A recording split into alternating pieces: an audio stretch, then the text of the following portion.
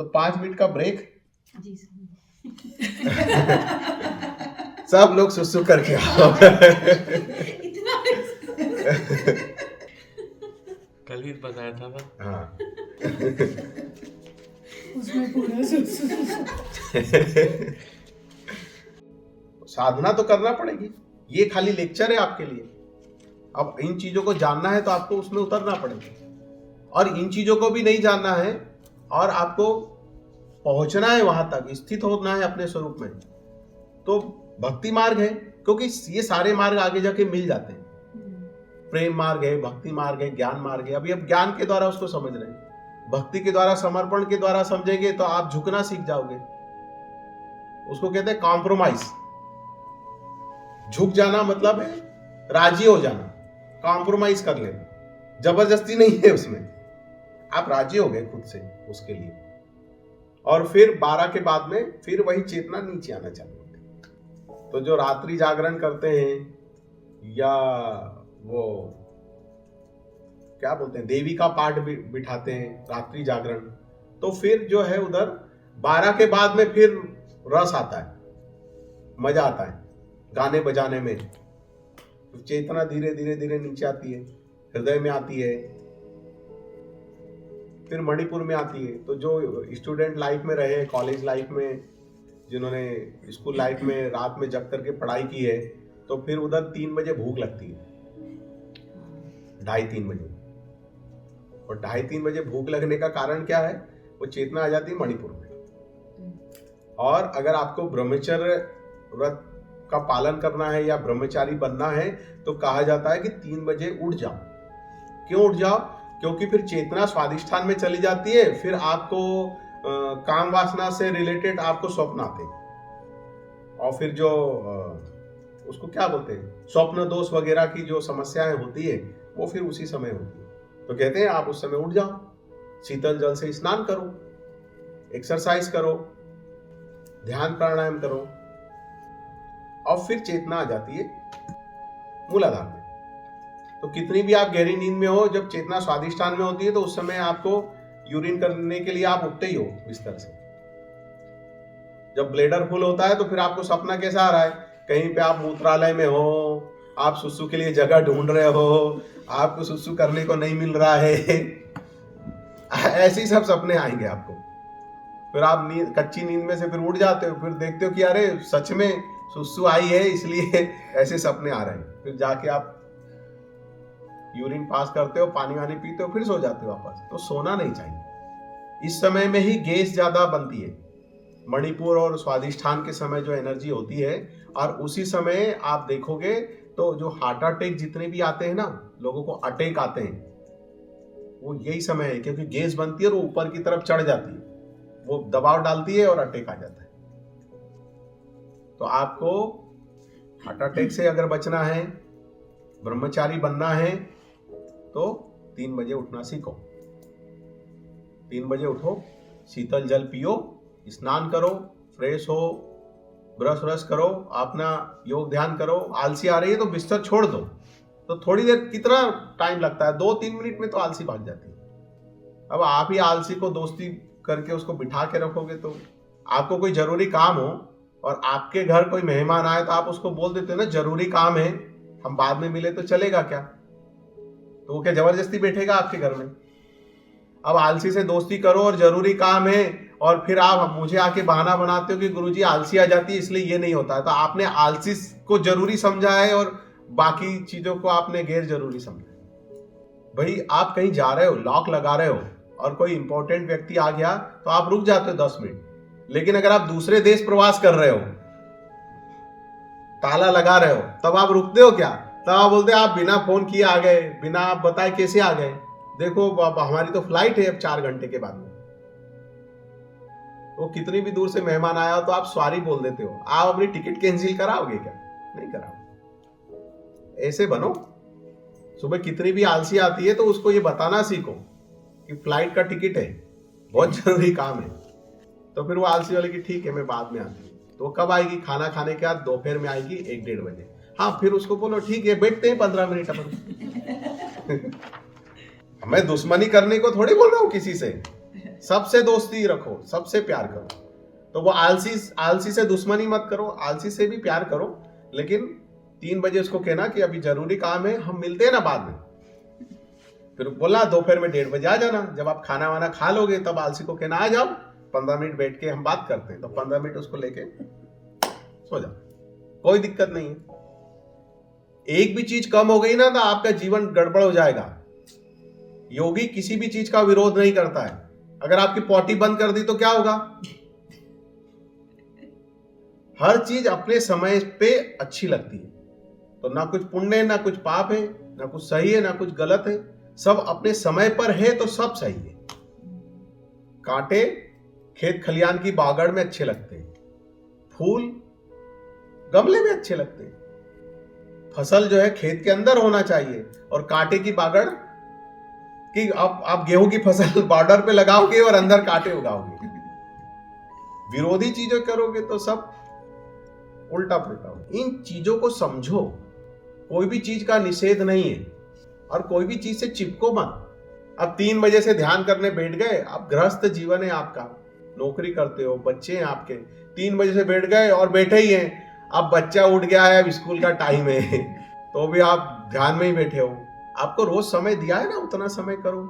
फिर पति का समय हो गया, ऑफिस जाना है, नाश्ता बनाना है, नहीं अब हम तो बैठ ही गए समाधि लगा करके, तो अब तो हिलेंगे ही नहीं हम। तो भाई आनंदमय जीवन हो घर गृहस्थी का, किसी का किसी की वजह से कोई डिस्टर्ब नहीं होना चाहिए। और कोई प्रश्न? आपका कोई प्रश्न? अब मोटी मोटी बात समझ में आ गई कि चेतना फिर वापस मूलाधार में आ जाती है।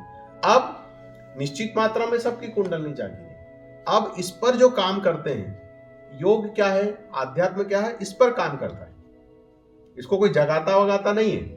इसी से आपके शरीर का टेम्परेचर है 37 डिग्री सेंटीग्रेड। फिर ये धीरे धीरे धीरे धीरे धीरे इसकी शक्ति बढ़ती है और फिर आपको पता चलता है। ठीक? तो जो भी साधना, जो मानसिक साधना और जो कुछ भी आपको दी जाएगी, वो फिर इसी पर धीरे धीरे काम करेगी, और फिर आपको ज्ञान स्वतः से जानी होने लग जाएगा। ये कोई किताब विताब पढ़ करके नहीं आता है। ऐसे किताब पढ़ोगे कि 1:30 बजे चेतना मणिपुर में होती है, गुरुजी फील तो होती ही नहीं है। अरे फील तो होती नहीं, आप सिम्टम्स बताए। जब आपको भूख लग जाए तो समझ लो चेतना मणिपुर में। अब वो किताब पे ही अटक गए कि 1:30 बजे मणिपुर में होती है, और आपको भूख 2 बजे लगी, तो गुरुजी 3 बजे अगर आपको भूख लगाई, अरे भैया मैं टाइम आपके शरीर के टाइम की बात कर रहा हूं। 3 बजे भूख लग रही है आपको रोज, इसका मतलब आपकी चेतना 3 बजे मणिपुर में है। अब आप पकड़ के आ जाओगे और मुझसे झगड़ा करोगे कि गुरुजी आपने तो बोला था 1:30 बजे, तो मैंने देखा 1:30 बजे। अरे वो घड़ी के 1:30 बजे नहीं, वो 3 बजे। अगर घड़ी के 3 बजे आपको भूख लग रही है तो आप समझ लो आपका शरीर का 1:30 बजा है। घड़ी का फर्क है ना, अभी फिनलैंड में, अभी यहाँ के टाइम में और भारत के टाइम में फर्क है ना 3.5 घंटे का। अभी देखो यहाँ पे कितने बज रहे हैं? 12:30 बज रहे हैं। वहां पे कितने बज रहे होंगे? 4 बज रहे होंगे। तो अभी हमको भूख प्यास यहाँ के टाइम से हमको भूख प्यास लगती है वो, या भारत के समय से हमको भूख प्यास लगती है? तो ऐसा समझ लो। वो जेट लैग बोलते हैं। अब अमेरिका से कोई आएगा तो उसका तो बहुत अलग ही टाइम होता है। कभी भी नींद आती है, कभी भी भूख लगती है। अभी यहाँ से मैं जब भारत जाऊंगा तो मुझे थोड़ा 2-3 दिन परेशानी होती है, तो उसको बैलेंस होने में थोड़ा समय लगता है। और एक योगी फिर अपने हिसाब से चीजों को चलाता है, वो सब कुछ अपने नियंत्रण में रख लेता है। भूख भी, प्यास भी, निद्रा भी, जागना सोना, सब कुछ उसके नियंत्रण में आ जाता है। ये आ गए वापस, ये मेरा पेन है पर मैं तो पेन नहीं हूं ये मेरी भूख है पर भूख तो मैं नहीं हूं, ये मेरी नींद है पर मैं नींद तो मैं नहीं हूं। तो फिर धीरे धीरे ज्ञान से उसको नियंत्रण में करना सीख जाता है। तो ऐसा भी बोल सकते हैं कि ये आलस आ रहा है लेकिन ये आलस में नहीं हूं। आलस में नहीं हूं। तो ये सब कैरेक्टर हैं, ये सब चीजें हैं, ये सब तरह की ऊर्जाएं हैं, पर ये सब हम नहीं। अब इनको हमको यूज करके हमको आगे बढ़ना है, कि इनको यूज करके ना कि नीचे गिरना। अच्छा, जब छोटे छोटे थे, मुझे बताओ, आप बिस्तर में सुसु करते थे। भगवान राम भी सुसु करते होंगे, कृष्ण भी करते होंगे। अरे हम सब जब छोटे थे तो बिस्तर में सुसु करते थे कि नहीं? पॉटी करते थे कि मम्मा साफ करती थी? आज करते हो क्या? कहां से इसकी ट्रेनिंग ली? कौन सी स्कूल गए थे कि बिस्तर में सुसु नहीं करना चाहिए? जल्दी बताओ, कौन से कॉलेज में गए थे पढ़ने के लिए? कौन सी स्कूल गए थे? कैसे सीखा? अंदर से अपने आप सीखा ना। तो इतना ज्ञान तो सबको है। कितना भी सुसु का सपना आ जाए फिर भी आप बिस्तर में सुसु नहीं करते हो। सपने में आप ढूंढ रहे हो सुलभ कॉम्प्लेक्स, क्या बोलते हैं उसको, सुलभ शौचालय, भटक दौड़ रहे हो सपने में, बहुत परेशान हो, फिर भी आप बिस्तर में सुसु नहीं कर रहे हो। इतनी समझ हो गई आपको, तो फिर बाकी चीजों के लिए आपका वो समझ कहां चली जाती है? बाकी चीजों में क्यों भटक जाते हो? और फिर बोलते हो हमसे गलती हो गई। अरे क्या गलती हो गई? ये सब गलती वलती नहीं, तुमने की है और तुम ऐसे बोल रहे हो कि गलती हो गई। तुम कर रहे हो उसको और खुद को ही उल्लू बना रहे हो, और खुद को उल्लू बना लिया। तुमने खुद को उल्लू बनाने के लिए राजी कर लिया, अब फिर दूसरे के सामने जाके नाटक कर रहे हो, दूसरे के सामने जाके बोल रहे हो कि गलती हो। गलती नहीं हो गई है, ये तुम तुमने की है ये गलती, जानबूझ के की है। तो जानबूझ के गलती का कोई क्षमा माफी नहीं है। बड़ा बच्चा अगर सुसु कर दे तो 2 थप्पड़ लगते हैं उसको। इतना सा गलती हो गई, क्या गलती हो गई? देखो, जब बच्चे थोड़े थोड़े जब बड़े होने लगते हैं तो उनको आदत डाली जाती है, सुबह उठा करके सुसु के लिए लेके जाते हैं। तो फिर एक बार वो हैबिट में आ गई और उसके बाद उसकी नींद खुली और फिर भी सो गया, सुसु करने नहीं गया और बिस्तर में सुसु हो गई, तो फिर उसकी खिंचाई होती है कि नहीं होती? कि नालायक, उठा था तो जाके सुसु क्यों नहीं करके आया? फिर समझ जाता है। तो फिर ऐसे शुरू में कई जगह खिंचाई पिटाई सब होता है, फिर बाद में गलतियां होना बंद हो जाती है। शुरू में होती है, कोई दिक्कत नहीं। ये चिल्लर उदाहरण दे के समझाना पड़ता है, क्या जमाना आ गया है। अब ये सुसु पार्टी का उदाहरण दे के समझा रहा हूं मैं आपको। अरे पहले बड़े बड़े उदाहरण दिए जाते थे, बड़े बड़े महात्माओं के, देवी देवताओं के कहानी किस्से सुना करके ज्ञान दिया जाता था। अभी हम क्या बात कर रहे हैं बताओ?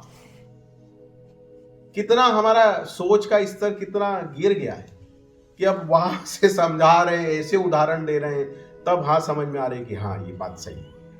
बताओ आप, 12:30 बज गए, तो 5 मिनट का ब्रेक।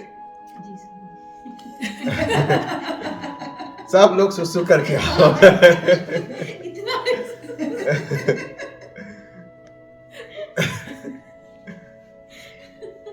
कल ही बताया था ना। हाँ। उसमें पूरा